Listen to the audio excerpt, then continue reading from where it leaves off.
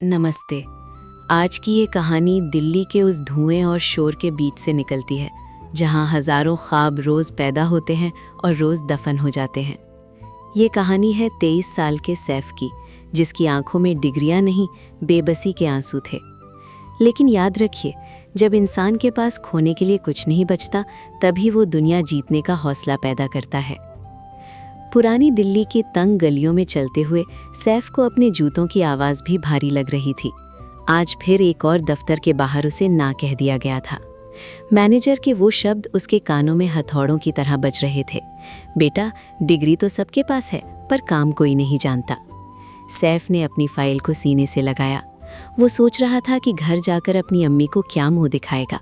वो बूढ़ी माँ जो हर सुबह उसकी कमीज प्रेस करती है इस उम्मीद में कि आज उसका बेटा खुश होकर लौटेगा।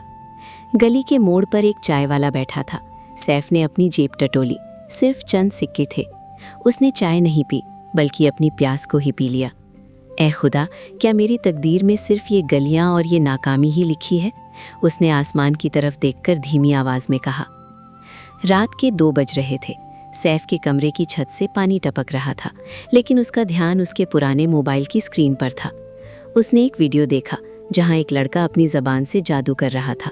सैफ ने सोचा, मेरे पास भी तो एक कहानी है, मेरी अपनी तकलीफ, मेरा अपना संघर्ष। उसने कांपते हाथों से कैमरा ऑन किया। लाइट कम थी, आवाज़ में डर था, लेकिन सच्चाई भरपूर थी। हेलो, मेरा नाम सैफ है, मैं दिल्ली से हूँ, और आज मैं आपको बताऊंगा कि जब आपके पास कोई नौकरी नहीं होती तो दिल्ली की ये गलियां आपको कैसा महसूस कराती हैं। उसने वो वीडियो अपलोड कर दिया।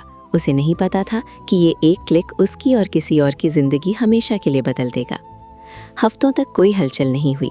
सैफ रोज़ अपने 0 व्यूज़ को देखकर हंसता और फिर रो पड़ता।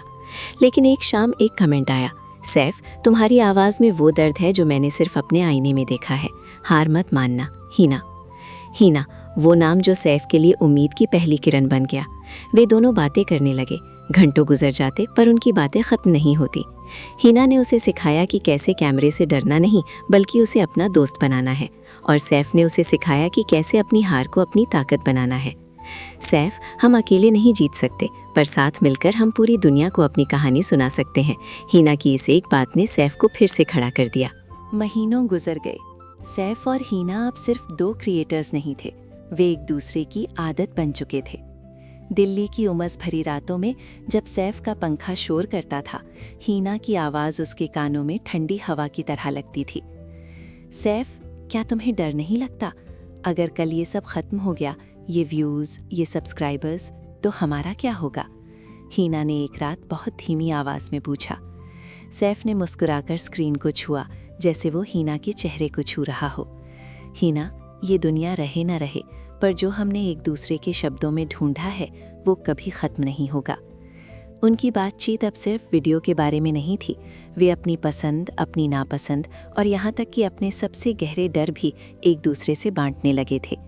हीना ने उसे बताया कि कैसे उसके घर वाले उस पर शादी का दबाव डाल रहे हैं, और सैफ ने उसे बताया कि कैसे वो आज भी उन मैनेजरों की आंखों को याद करता है जिन्होंने उसे दुत्कारा था। उनका चैनल अब आसमान छू रहा था। सैफ और हीना अब एक ब्रांड बन चुका था, लेकिन शोहरत के साथ एक अजीब सी तन्हाई भी आई। सैफ अब पुरानी दिल्ली की गलियों में अकेला नहीं चल सकता था। लोग उसे घेर लेते, सेल्फी मांगते। उसे वो दिन याद आने लगे जब कोई उसे पहचानता नहीं था, पर वो आज़ाद था। एक दिन एक बहुत बड़ी कंपनी ने उन्हें करोड़ों का कॉन्ट्रैक्ट ऑफर किया। शर्त सिर्फ एक थी, उन्हें एक दूसरे से अलग होकर काम करना होगा। सैफ का दिल बैठ गया। उसने तुरंत हीना को फ़ोन किया। हीना, वो हमें बांटना चाहते हैं, वो हमारी मोहब्बत को कारोबार बनाना चाहते हैं। हीना की आवाज़ में एक अजीब सा ठहराव था। सैफ, पैसा बहुत है, पर क्या पैसा उस सुकून की जगह ले सकता है जो तुम्हारी एक कॉल से मुझे मिलता है? उस रात उन्होंने तय किया कि वे करोड़ों की दौलत ठुकरा देंगे, पर अपनी रूह का सौदा नहीं करेंगे। यही वो मोड़ था जहां उनका रिश्ता सिर्फ दोस्ती नहीं, एक अटूट बंधन बन गया। आखिरकार वो दिन आ ही गया। हीना दिल्ली आ रही थी। सैफ ने अपनी अम्मी के दिए हुए वही पुराने कपड़े नहीं, बल्कि अपनी मेहनत की कमाई से एक नया सूट खरीदा था। दिल्ली का वो रूफटॉप कैफ़े मोमबत्तियों की रोशनी में नहाया हुआ था। सैफ का दिल इतनी ज़ोर से धड़क रहा था कि उसे अपनी ही धड़कन सुनाई दे रही थी। तभी सीढ़ियों पर कदमों की आवाज़ सुनाई दी। हीना सामने खड़ी थी। वो फ़ोन की स्क्रीन से कहीं ज़्यादा हकीकत में हसीन थी। दोनों एक दूसरे को देखते रहे। कोई शब्द नहीं था, सिर्फ आंखों से आंसू बह रहे थे। सैफ ने धीरे से उसका हाथ थाम लिया। हीना, मैंने तुम्हें अपनी आवाज़ दी थी, आज मैं तुम्हें अपनी ज़िंदगी देता हूँ। हीना ने बिना कुछ कहे सैफ को अपनी बाहों में भर लिया और फिर उस खामोश रात में उसने सैफ के गालों पर वो गर्म और नम किस दिया जिसका इंतज़ार डिजिटल दुनिया के हज़ारों क्लिक से भी ज़्यादा भारी था। वो एक ऐसा लम्हा था जहाँ दिल्ली की गर्मी भी सर्द पड़ गई और दो अधूरे इंसान मुकम्मल हो गए। कामयाबी की चमक जितनी तेज होती है, उसकी परछाई उतनी ही काली होती है। सैफ और हीना दिल्ली के एक बड़े इवेंट में शामिल होने वाले थे, जहां उन्हें क्रिएटर ऑफ द ईयर का अवार्ड मिलना था। लेकिन स्टेज के पीछे अंधेरे में एक शख्स उनका इंतजार कर रहा था। वो वही मैनेजर था जिसने महीनों पहले सैफ के मुंह पर दरवाज़ा बंद किया था। उसका नाम था मिस्टर खन्ना। अब वो एक बड़ी मीडिया एजेंसी का मालिक बन चुका था। तो सैफ साहब, पुरानी दिल्ली का वो मजदूर अब सेलिब्रिटी बन गया है, खन्ना ने सिगरेट का धुआं छोड़ते हुए कहा। उसकी आवाज़ में जहर था। सैफ का शरीर अकड़ गया, उसे अपनी पुरानी बेबसी याद आ गई। खन्ना ने एक लीगल पेपर मेज़ पर फेंका। ये देखो, तुमने अपनी पहली वीडियो में जो बैकग्राउंड म्यूज़िक इस्तेमाल किया था, उसकी राइट्स मेरी कंपनी के पास हैं। अगर तुम मेरा कॉन्ट्रैक्ट साइन नहीं करते तो मैं तुम्हारा पूरा चैनल बंद करवा दूंगा। खन्ना की शर्त बहुत घिनौनी थी। वो चाहता था कि सैफ और हीना अपनी चैनल की आधी कमाइयों से दें, और सबसे बड़ी बात, उन्हें अपनी फेक लव स्टोरी खत्म करनी होगी, क्योंकि लोग विवाद, कंट्रोवर्सी ज़्यादा पसंद करते हैं। सैफ होटल के कमरे में हीना के सामने बैठा था। उसका चेहरा सफ़ेद पड़ गया था। हीना, अगर चैनल गया तो हमारी अम्मी की दवाइयाँ, हमारा घर, सब कुछ हाथ से निकल जाएगा। हीना ने सैफ की आंखों में देखा। उन आंखों में अब डर नहीं, बल्कि एक अजीब सी आग थी।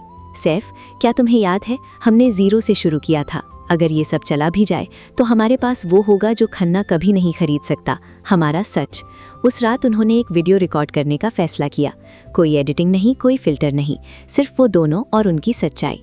वीडियो का टाइटल था अलविदा, गुड बाय। कैमरे के सामने सैफ ने सब कुछ सच सच बता दिया। खन्ना की धमकी, उनका संघर्ष और उनका प्यार। दोस्तों, अगर ये हमारा आखिरी वीडियो है तो याद रखिएगा कि हम पैसे के लिए नहीं, बल्कि अपनी आवाज़ के लिए यहाँ आए थे। इंटरनेट पर मानो भूचाल आ गया।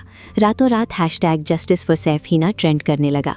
खन्ना की कंपनी के शेयर गिरने लगे और उसे मजबूरन पीछे हटना पड़ा। लेकिन इस जंग ने उन्हें थका दिया था। अवार्ड फंक्शन खत्म होने के बाद वे दोनों इंडिया गेट के सामने खड़े थे। क्या हम जीत गए? हीना ने सैफ के कंधे पर सर रखते हुए पूछा। सैफ ने उसे करीब खींच लिया और उसके माथे को चूमा। हम तब जीते थे हीना, जब हमने एक दूसरे का हाथ थामकर खन्ना को ना कहा था। ये सब्सक्राइबर्स तो सिर्फ एक गवाही हैं। दिल्ली की वो रात आज बहुत शांत थी। 23 साल का वो लड़का जो कभी नौकरी के लिए भीख मांगता था, आज दिल्ली का असली शहजादा था, अपनी मलिका के साथ। तो दोस्तों, ये थी सैफ और हीना की मुकम्मल दास्तान।